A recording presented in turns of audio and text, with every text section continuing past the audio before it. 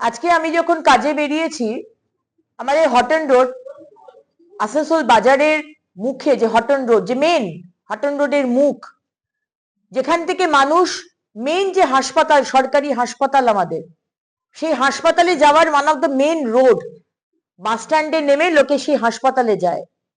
সেই হাসপাতাল যাওয়ার সেই মেন রাস্তার মুখে, হটন রোডের মুখে প্রায় 50টি অটো তারা দাঁড়িয়ে সেখানে প্যাসেঞ্জার তুলছে। এবং এটা আজকের ব্যাপার নয়, এটা রোজকার রোজ ব্যাপার।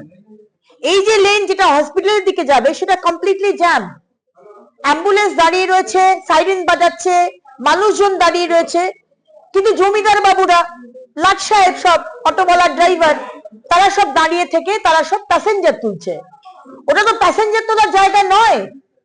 মুখ্যমন্ত্রী মমতা বন্দ্যোপাধ্যায়, আপনি পুলিশকে বলেননি যে প্রত্যেকটা জায়গা থেকে টাকা তুলে, ঘুষ তুলে মানুষের অসুবিধা করা যেটা আপনাদের ধর্ম, এখানে আসানসোলেও সেটা হচ্ছে। আপনার দলের বিধান উপাধ্যায়, মানে আমাদের মেয়র, তিনি কিন্তু ব্যবস্থা করতে চেয়েছিলেন। দুপাশে যে ইল্লিগাল হকার বসে রয়েছে তাদেরকে তুলে অন্য জায়গায় রিলোকেট করার কথা বলেছিলেন, কিন্তু আপনার মন্ত্রী মলয় ঘটক, তার পছন্দ হলো না।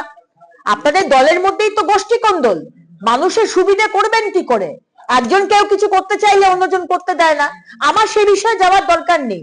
আমার বক্তব্য হচ্ছে, হাটন রোডের মোড়ে অটোওয়ালারা হাটন রোডের মুখে দাঁড়িয়ে প্যাসেঞ্জার তুলে অসুবিধা করবে না।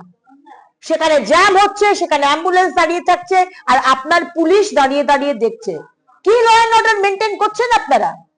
এদিক থেকে বালি তুলছে, ওদিক থেকে কয়লা তুলছে, ওদিক থেকে দামোদরকে নদীকে শেষ করে দিচ্ছে, আর এদিক থেকে অটোওয়ালাদের দাঁড় করিয়ে দাঁড়িয়ে ঘুষ নিয়ে মানুষের অসুবিধা করে সেখানে দাঁড়িয়ে প্যাসেঞ্জার তুলছে।